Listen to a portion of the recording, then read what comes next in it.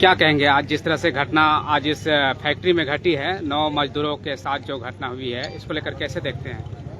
देखिए, सबसे पहले मैं अपना बात तो कहना चाहूँगा कि जो झारखंड इस्पात प्लांट जो हैसला में स्थित है, ये पूर्णतः नियमों का खुला उल्लंघन करके यहाँ पूर्णतः चलाया जाता है। ना पोल्यूशन का कंट्रोल होता है, ना मजदूर का कोई सेफ्टी का ख्याल रखा जाता है। देखिए, अभी लगभग 4 बजे भोर बड़ी घटना हुई, उसका भट्टी बॉयलर जो फटा, उससे कितने मजदूर झुलस गए, जल गए।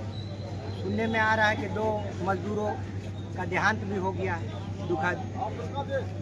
अब बताइए कि ये फैक्ट्री प्रबंधन किस प्रकार से नियमों का अनदेखा करके चला रहा है। बराबर हम लोग जनप्रतिनिधि समाज सेवियों के द्वारा आवाज़ उठाया जाता है इसको सुदृढ़ करने के लिए, लेकिन यहाँ के जिला प्रशासन भी कान में तेल डाल के सोए हुए हैं और कोई एक्शन नहीं लेता। जब कोई बड़ी दुर्घटना होती है तो यहाँ मैनेजमेंट करने के लिए प्रशासन और फैक्ट्री प्रबंधन मिल के ये ढुलमुल करने के लिए यहाँ पहुँचता है। लेकिन हम लोग जितने भी यहाँ ग्रामीण है, समाज सेवी है और जो नेतृत्व करता है, सारे लोग डटे हुए हैं।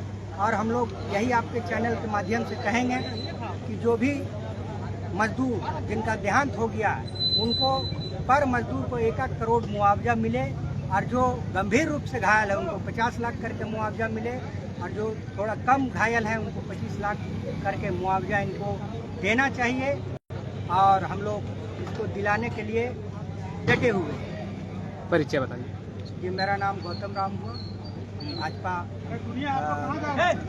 नगर परिषद मंडल के महामंत्री भी हैं और ग्राम रक्षा दल का वरिष्ठ सदस्य। जोहार, मैं मनोज कुमार बेदिया। हमारे क्षेत्र में ग्राम हिसला महुआटान झारखंड इस्पात का जो प्लांट जो लगा हुआ है वो अवैध तरीके से चल रहा है। ना डीसी का परमिशन है और ना उद्योग नीति का पालन किया जा रहा है। कारखाना एक्ट नियम 1927 के तहत में जो भी सिस्टम यहाँ लागू होना चाहिए था वो नहीं हो पा रहा है और ये कानून का उल्लंघन करते हुए आ रहा है। मजदूर के हित में जो कार्य होना चाहिए था, जो न्यूनतम मजदूरी मिलना चाहिए था, वो भी आज तक नहीं दे पा रहा है और ये ठेकेदारी छोटे छोटे ठेकेदारों के अथी में चल रहा है। और एक बहुत बड़ा यहाँ दलाल, चाटुकार या प्रोटेक्स बोला जाए, जो जिला प्रशासन के मिली भगत से ये प्लांट को चलाया जा रहा है।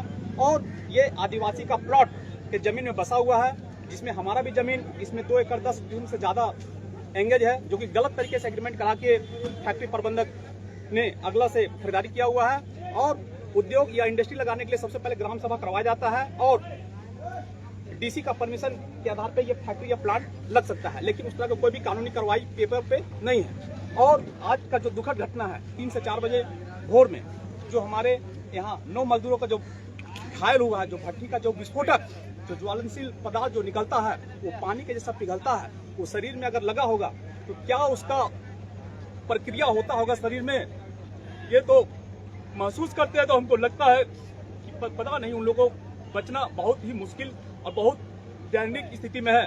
जहां तक अभी सुनने में आ रहा है, लगभग हमको लगता है कि 3 मजदूर का लगभग मौत तो हो ही चुका है, लगभग हमको लगता है 6 मजदूर भी बचने के कगार पे नहीं है। और हम चाहते हैं, प्रशासन से भी मांग करना चाहते हैं, और जितने भी यहाँ समाजसेवी नेतागण, राजनेता या हमारे सामाजिक कार्यकर्ता, ये जो हमारे अगल बगल के आस पड़ोस के जितने भी लोग हैं जो यहाँ देख रहे हैं इस स्थिति को, भयावह को देखते हुए, हमारे एक साथी ने 1 करोड़ का जो डिमांड किया है वो बहुत कमी है। कम से कम प्रत्येक मजदूरों का उसका मुआवजा राशि कम से कम 10 करोड़ रुपया होना चाहिए। और जो भी फैक्ट्री अधिनियम के तहत में जो भारत सरकार का जो गाइडलाइन है उसके तहत में उनका पालन होना चाहिए, क्योंकि हमारा जो रामगढ़ जिला में, हमारा रामगढ़ नगर परिषद के क्षेत्र में नैसरा से इधर का जो सीमाना जो पड़ता है वो इंडस्ट्रियल एरिया के रूप में वो घोषित कर दिया गया है। यहाँ एग्रीकल्चर सेट को हटा दिया गया है। कोई भी प्लांट अगर लगता है तो उसका एक नियम, एक दायरा, एक कानून होता है जो डीसी क्लस्टर के नियम दिशा निर्देश के अनुसार में पालन किया जाता है। लेकिन यहाँ कुछ ऐसे माफिया लोग हैं जो कोयले के आड़ में फैक्ट्री को 2 नंबर के रूप में चलाया जाता है, जहाँ पे कुछ मजदूरों का 150 या 200 का ही आईडी कार्ड बना हुआ रहता है और बाकी 600 या 700 जो मजदूर खटते हैं वो अवैध तरीका से उनको खटाया जाता है। अगर किसी भी तरह का अगर मौत या दुर्घटना अगर होता है तो ये लोग खाना पूर्ति करके लिपापोती कर देते हैं, जिसमें मात्र जो उसका हक और अधिकार जो मिलना चाहिए था वो नहीं मिल पाता है। और कुछ राजनेताओं, कुछ दलाल चाटुकार के माध्यम से लिपापोती करके उनको कर मुआवजा में सटा दिया जाता है।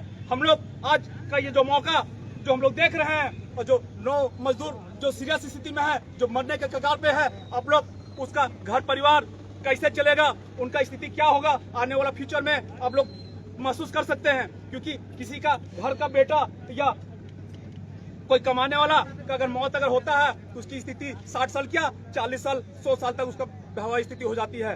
हम चाहते हैं कि कम से कम जो मजदूर का मौत हो रहा है उनको कम से कम उचित मुआवजा 10-10 करोड़ रुपया मिलना चाहिए। ये एग्रीमेंट होना चाहिए डीसी के साथ में, और जो भी वार्ता होगा इस जमीन पे ही होगा और ये गेट के बाहर में ही होगा, किसी कोई ऑफिस या दफ्तर में नहीं होगा, ना कलेक्टर का ऑफिस में होगा, ना फैक्ट्री प्रबंधक ऑफिस में होगा। जो भी वार्ता होगा इस रोड के किनारे में ही होना चाहिए वार्ता, और खुलेआम होना चाहिए। मैं इन्हीं चंद शब्दों के साथ में अपना बातों को विराम देता हूं। जय हिंद, जय भारत, जय झारखंड, जय संविधान। मजदूर एकता जिंदाबाद, मजदूर एकता जिंदाबाद, मजदूर एकता जिंदाबाद।